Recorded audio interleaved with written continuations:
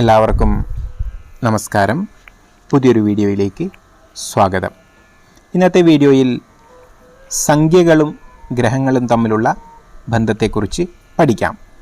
ന്യൂമറോളജിയൊക്കെ നമ്മൾ കേട്ടിട്ടുണ്ടാകും. ആ ഓരോ സംഖ്യകൾക്കും ഗ്രഹങ്ങളുമായിട്ട് വളരെയധികം ബന്ധമുണ്ട്. അങ്ങനെ ഏതൊക്കെ സംഖ്യകൾ ഏതെല്ലാം ഗ്രഹങ്ങളുമായിട്ടാണ് ബന്ധപ്പെട്ടിരിക്കുന്നത് എന്ന് നമ്മൾക്ക് ഈ വീഡിയോയിൽ പഠിക്കാം. 1 എന്ന സംഖ്യ സൂര്യനുമായിട്ടാണ് ബന്ധപ്പെട്ടിരിക്കുന്നത്. 2 എന്ന സംഖ്യ ചന്ദ്രനുമായിട്ട് ബന്ധപ്പെട്ടിരിക്കുന്നു. 3 എന്ന സംഖ്യ വ്യാഴവുമായിട്ട് ബന്ധപ്പെട്ടിരിക്കുന്നു. 4 എന്ന സംഖ്യ രാഹുവുമായിട്ട് ബന്ധപ്പെട്ടിരിക്കുന്നു. 5 എന്ന സംഖ്യ ബുധനുമായിട്ട് ബന്ധപ്പെട്ടിരിക്കുന്നു. 6 എന്ന സംഖ്യ ശുക്രനുമായിട്ട് ബന്ധപ്പെട്ടിരിക്കുന്നു. 7 എന്ന സംഖ്യ കേതുവുമായിട്ട് ബന്ധപ്പെട്ടിരിക്കുന്നു. 8 എന്ന സംഖ്യ ശനിയുമായിട്ട് ബന്ധപ്പെട്ടിരിക്കുന്നു. 9 എന്ന സംഖ്യ ചൊവ്വയുമായിട്ട് ബന്ധപ്പെട്ടിരിക്കുന്നു. ഇങ്ങനെയാണ് 9 സംഖ്യകൾ ഗ്രഹങ്ങളുമായിട്ട് ബന്ധപ്പെട്ടിരിക്കുന്നത്. ഇവിടെ ഒരു സംശയം സ്വാഭാവികമായും വരാം. അപ്പോൾ ഒരു 14 അല്ലെങ്കിൽ 25 എന്നൊരു സംഖ്യ കിട്ടിക്കഴിഞ്ഞാൽ അതെങ്ങനെയാണ് നമ്മൾ ഗ്രഹങ്ങളുമായിട്ട് ബന്ധപ്പെടുത്തുന്നത് എന്നൊരു സംശയം സ്വാഭാവികമായിട്ടും ഉണ്ടാകാം. അങ്ങനെയുള്ള സന്ദർഭത്തിൽ അതിലേതൊക്കെ നമ്പറുകളുണ്ടോ ആ നമ്പറെല്ലാം കൂട്ടിയിട്ട് ഒരു സംഖ്യയാക്കുക എന്നുള്ളതാണ് പ്രായോഗികമായിട്ടുള്ളത്. ഉദാഹരണത്തിന് 24 ആണെങ്കിൽ 4ഉം 2ഉം കൂട്ടുക. 4ഉം 2ഉം കൂട്ടിക്കഴിഞ്ഞാൽ കിട്ടുന്ന 6ആണ്. അപ്പോൾ 24 എന്ന് പറയുന്നതിൻ്റെ ഒറ്റ സംഖ്യയായിട്ട് എടുത്തു കഴിഞ്ഞാൽ 6 എന്ന് കിട്ടും. അപ്പോൾ 24 അടിസ്ഥാനപരമായിട്ട് ശുക്രൻ്റെ സംഖ്യയാണ് എന്ന് പറയാം. അതുപോലെ തന്നെ 92 കിട്ടിക്കഴിഞ്ഞാൽ 92ൽ 9ഉം 2ഉം കൂട്ടിക്കഴിഞ്ഞാൽ 11 കിട്ടും. അവിടെ വീണ്ടും നമ്മൾ ആ 1 കൂട്ടണം. അങ്ങനെ ചിലപ്പോൾ വലിയ വലിയ സംഖ്യകളാണെങ്കിൽ പല പ്രാവശ്യം കൂട്ടി പല സ്റ്റെപ്പുകൾ കഴിഞ്ഞ ശേഷമായിരിക്കും നമ്മൾക്ക് ഒറ്റ സംഖ്യയായിട്ട് കിട്ടുക. അങ്ങനെ ഒറ്റ സംഖ്യ ആയി കിട്ടുന്നത് വരെ കിട്ടുന്ന സംഖ്യകൾ കൂട്ടിക്കൊണ്ടേ ഇരിക്കണം. 92 ആണെങ്കിൽ 9ഉം 2ഉം 11. 11 വീണ്ടും 2 സംഖ്യയാണ്. 2 അക്കങ്ങളുണ്ട്. 1 കൂട്ടി 2. അപ്പോൾ അവസാനിക്കുന്നത് 92 ചെറുതാക്കിയാൽ നമ്മൾക്ക് 2 ലഭിക്കും. ഈ 2 എന്ന് പറയുന്നത് ചന്ദ്രൻ്റെ സംഖ്യയാണ്. അപ്പോൾ 92 എന്ന ആ സംഖ്യയും ആരുമായിട്ട് ബന്ധപ്പെട്ടിരിക്കുന്നു? ചന്ദ്രനുമായിട്ട് ബന്ധപ്പെട്ടിരിക്കുന്നു എന്ന് പറയാം. ഈ രീതിയിലാണ് നമ്മൾ സംഖ്യകളും ഗ്രഹങ്ങളുമായിട്ടുള്ള ബന്ധത്തെ കണ്ടെത്തുന്നത്. അതിന് അടിസ്ഥാനപരമായിട്ട് ഈ 9 വരെയുള്ള സംഖ്യകൾ ഏതൊക്കെ ഗ്രഹങ്ങളുമായിട്ട് ബന്ധപ്പെട്ടിരിക്കുന്നു എന്നുകൂടി നമ്മൾ പഠിച്ചിരിക്കണം. ഇനി ചെറിയൊരു കാര്യമാണ് ഗ്രഹങ്ങളും അവയുടെ സ്ഥാനങ്ങളും. സ്ഥാനം എന്ന് നമ്മൾ മുൻകൂട്ടി അല്ലെങ്കിൽ മുൻപേ ഒരു വീഡിയോയിൽ ചെയ്തത് എന്തെന്ന് വെച്ചാൽ ഒരു പ്ലോട്ട് എടുത്തു കഴിഞ്ഞാൽ അതിൻ്റെ ദിക്കുകളെ അടിസ്ഥാനമാക്കിയുള്ള സ്ഥാനമാണ്. പക്ഷേ ഇവിടെ പറയുന്നത് അങ്ങനെയല്ല. ഒരു ഏരിയ അല്ലെങ്കിൽ ഏത് തരത്തിലുള്ള പ്രദേശമാണ് ഓരോരോ ഗ്രഹങ്ങളുമായിട്ട് ബന്ധപ്പെട്ടിരിക്കുന്നത് എന്നതിനെക്കുറിച്ചാണ്. സൂര്യൻ ദേവാലയവുമായി അല്ലെങ്കിൽ ആരാധനയുമായി ബന്ധപ്പെട്ട എന്തെങ്കിലും കാര്യങ്ങളൊക്കെ നടക്കുന്ന സ്ഥലവുമായിട്ട് ബന്ധപ്പെട്ടിരിക്കുന്നു എന്ന് പറയാം. ഉദാഹരണത്തിന് ഒരു വ്യക്തിയുടെ 10ാം ഭാവത്തിന് സൂര്യനുമായിട്ടോ അല്ലെങ്കിൽ സൂര്യൻ നിൽക്കുകയോ സൂര്യനുമായിട്ട് എന്തെങ്കിലും ബന്ധം വന്നു കഴിഞ്ഞാൽ അദ്ദേഹം ചെയ്യുന്ന തൊഴിൽപരമായിട്ടുള്ള കാര്യത്തിൽ ആ സ്ഥലത്ത് ചിലപ്പോൾ ആരാധനയായി ബന്ധപ്പെട്ട എന്തെങ്കിലും സ്ഥലത്തായിരിക്കാം അദ്ദേഹം തൊഴിൽ ചെയ്യുന്നത് എന്ന് പറയാം.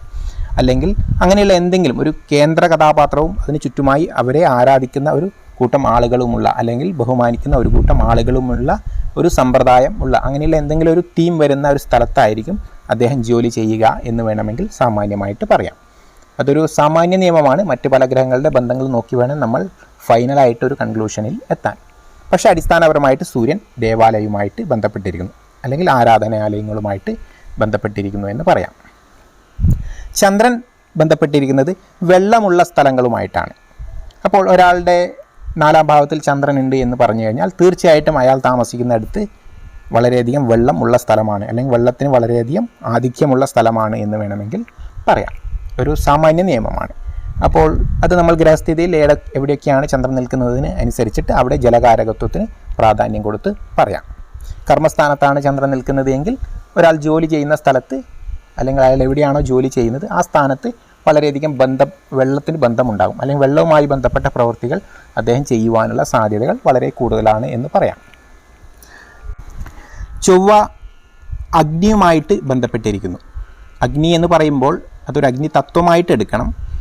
അത് യഥാർത്ഥത്തിലുള്ള അഗ്നിയും ആവാം. ഒരു വ്യക്തിയുടെ 10ാം ഭാവത്തിൽ ചൊവ്വ നിൽക്കുന്നു എന്ന് വെച്ചാൽ അഗ്നിയുമായിട്ട് എന്തെങ്കിലുമൊക്കെ ബന്ധമുള്ള തൊഴിലുകളായിരിക്കാം, അല്ലെങ്കിൽ അദ്ദേഹം ജോലി ചെയ്യുന്ന സ്ഥലത്ത് അഗ്നിയുടെ എന്തെങ്കിലും സാന്നിധ്യമൊക്കെ ഉണ്ടാകാം എന്ന് പറയാം. അത് ആർമിയിലൊക്കെ വരാം. ആർമിയിൽ എന്തുകൊണ്ട് അഗ്നി വരുന്നു എന്ന് വെച്ചാൽ ആയുധങ്ങളുമായിട്ടൊക്കെ ബന്ധമുള്ളത് കൊണ്ടാണ്. അതേപോലെ മോട്ടോർ, മെക്കാനിക്, മെഷീൻ അങ്ങനെയുള്ള സ്ഥാനങ്ങളിലൊക്കെ അഗ്നിയുടെ തത്വം ഉപയോഗിച്ച് തന്നെയാണ് അവ റൺ ചെയ്യുന്നത് എന്നുള്ളത് കൊണ്ട് അങ്ങനെയുള്ള സാഹചര്യത്തിൽ ജോലി ചെയ്യുന്നതാവാം. അങ്ങനെയുള്ള വിഷയങ്ങളൊക്കെ നമുക്ക് ചൊവ്വയെ വെച്ച് പറയാം. അടുക്കള, പാചകം, അഗ്നിയെ കൈകാര്യം ചെയ്യേണ്ടി വരുന്ന വിഷയങ്ങൾ അതൊക്കെ അവരുടെ ജോലിയുമായിട്ട് ബന്ധപ്പെട്ടിട്ടുണ്ടാകുമെന്ന് സാമാന്യമായിട്ട് പറയാം. പക്ഷേ ചൊവ്വ പ്രധാനമായിട്ടും അഗ്നിയുമായി ബന്ധപ്പെട്ടുള്ളതുകൊണ്ട് അഗ്നി എവിടെയൊക്കെയുണ്ടോ ആ സ്ഥലങ്ങളൊക്കെ ചൊവ്വയാണ്, അല്ലെങ്കിൽ ചൊവ്വയുടെ പ്രതീകമാണ്, ചൊവ്വയുമായി ബന്ധപ്പെട്ടിരിക്കുന്നു എന്ന് സാമാന്യേന നമ്മൾക്ക് പറയാം. അടുത്തത് ബുധനാണ്. ബുധൻ ബന്ധപ്പെട്ടിരിക്കുന്നത് കളിസ്ഥലങ്ങളും വായനശാലകൾ, എഴുത്തുകുത്തുകളുമായിട്ട് ബന്ധമുള്ള സ്ഥലങ്ങൾ എന്നിവയുമായിട്ടാണ്. ഒരാളുടെ കർമ്മസ്ഥാനത്ത് ബുധൻ നിൽക്കുന്നുണ്ടെങ്കിൽ തീർച്ചയായിട്ടും ഇത്തരത്തിലുള്ള സാഹചര്യങ്ങളിലൂടെ ആയിരിക്കാം അദ്ദേഹം കർമ്മം ചെയ്യേണ്ടി വരുന്നത് എന്ന് സാമാന്യേന നമ്മൾക്ക് പറയാവുന്നതാണ്. അതായത് എഴുത്തുകുത്തുകൾക്കും പത്രങ്ങൾക്കും വായനകൾക്കും കമ്മ്യൂണിക്കേഷനും ഒക്കെ പ്രാധാന്യമുള്ള, അല്ലെങ്കിൽ കളിസ്ഥലങ്ങളാവാം, അങ്ങനെയുള്ള വിഷയങ്ങളൊക്കെയാണ് പ്രധാനമായിട്ടും ബുധനെ കൊണ്ട് ചിന്തിക്കുന്നത്. അത്തരത്തിലുള്ള സ്ഥലങ്ങൾ അതൊക്കെ ബുധനുമായിട്ട് ബന്ധപ്പെട്ടിരിക്കുന്നു എന്ന് പറയാം. ഇനി വ്യാഴം എന്ന് പറയുന്നത് ധനമുള്ള സ്ഥലമാണ്. എവിടെയൊക്കെ ധനമുണ്ടോ അല്ലെങ്കിൽ ധനം കൈകാര്യം ചെയ്യുന്നുണ്ടോ അവിടെയൊക്കെ വ്യാഴവുമായിട്ട് ബന്ധം പറയാം. പ്രധാനമായിട്ടും നമ്മൾ ഇന്നത്തെ കാലത്ത് ചിന്തിച്ചു കഴിഞ്ഞാൽ വ്യാഴം ഭണ്ഡാരവുമായിട്ട് ബന്ധപ്പെട്ടിരിക്കുന്നുണ്ട്. ക്ഷേത്രങ്ങളിൽ ആണെങ്കിൽ അതുപോലെ തന്നെ ബാങ്കുകൾ, ട്രഷറി ഇത്യാദി സ്ഥലങ്ങളൊക്കെ വ്യാഴവുമായിട്ട് ബന്ധപ്പെട്ട സ്ഥലങ്ങളാണ് എന്ന് പറയാം. ഒരാളുടെ ജാതകത്തിൽ കർമ്മസ്ഥാനത്തിന് വ്യാഴത്തിന് പ്രാധാന്യമുണ്ടെങ്കിൽ തീർച്ചയായിട്ടും അത്തരത്തിലുള്ള സ്ഥാപനങ്ങളിൽ ജോലി ചെയ്യുവാനോ അല്ലെങ്കിൽ അതുമായി ബന്ധപ്പെട്ട സാമീപ്യമുള്ള സ്ഥലത്ത് ജോലി ചെയ്യാനൊക്കെ സാഹചര്യങ്ങൾ ഉണ്ടാവാം എന്ന് സാമാന്യേന നമ്മൾക്ക് പറയാം. വ്യാഴം കഴിഞ്ഞാൽ ശുക്രൻ കിടപ്പറയുമായിട്ടാണ് ബന്ധപ്പെട്ടിരിക്കുന്നത്. കിടപ്പറ എന്ന് പറയുമ്പോൾ സ്ത്രീ പുരുഷന്മാർ ഭോഗിക്കുന്ന സ്ഥലം എന്നുള്ള അർത്ഥത്തിലാണ്. പക്ഷേ അത് മാത്രമായിട്ട് കാണേണ്ടതില്ല. സ്ത്രീ പുരുഷന്മാർ ഒന്നിച്ചു കൂടുന്ന എല്ലാ തരത്തിലുള്ള സ്ഥലങ്ങളെയും നമ്മൾക്ക് ശുക്രൻ്റെ കാരകത്വമായിട്ട് ബന്ധപ്പെടുത്താം. പാർട്ടികൾ, ക്ലബ്ബുകൾ, സിനിമാശാലകൾ അങ്ങനെയുള്ള വിഷയങ്ങളൊക്കെ എൻജോയ്മെൻറ്റിന് വേണ്ടിയിട്ട് സ്ത്രീ പുരുഷന്മാർ ഒരുമിച്ച് കൂടുന്ന സ്ഥലങ്ങൾ എല്ലാം തന്നെ, ബീച്ച് അങ്ങനെയുള്ള വിഷയങ്ങളൊക്കെ നമ്മൾക്ക് വേണമെങ്കിൽ ഈ പറയുന്ന ശുക്രനുമായിട്ട് ബന്ധപ്പെടുത്താം. അപ്പോൾ ഒരാളുടെ കർമ്മത്തിന് ശുക്രനുമായിട്ട് ബന്ധമുണ്ടെങ്കിൽ ഇത്തരത്തിലുള്ള സാഹചര്യങ്ങൾ, അങ്ങനെയുള്ള സാഹചര്യങ്ങളുടെ സാമീപ്യമോ അല്ലെങ്കിൽ അങ്ങനെയുള്ള സാഹചര്യത്തിലോ ജോലി ചെയ്യേണ്ടി വരുന്നത് സ്വാഭാവികമായിട്ട് ഉണ്ടാകുമെന്ന് പറയാം. ശുക്രൻ്റെ ബന്ധമുണ്ടായ, ശുക്രനും ഒട്ടനേകം കാരകത്വങ്ങളുണ്ട്. ഞാൻ അതിൻ്റെ സ്ഥാനവുമായി ബന്ധപ്പെടുത്തി മാത്രമാണ് ഇപ്പോൾ പറയുന്നത്. ഇനി ശനിയുടെ സ്ഥാനങ്ങൾ എന്ന് പറയുന്നത് മാലിന്യവുമായിട്ടാണ് ബന്ധപ്പെട്ടിരിക്കുന്നത്. അതായത് മലിനജലം ഒഴുകുന്ന സ്ഥലം, മാലിന്യങ്ങൾ കൈകാര്യം ചെയ്യുന്ന സ്ഥലം. ഒരു പട്ടണ പ്രദേശമാണ് എങ്കിൽ ആ മാലിന്യങ്ങളൊക്കെ കൈകാര്യം ചെയ്യുന്ന സ്ഥാനങ്ങളൊക്കെ നമ്മൾക്ക് ശനിയുടെ കാരകത്വം അല്ലെങ്കിൽ ശനിയുടെ വാസസ്ഥലമായിട്ട് പറയാം.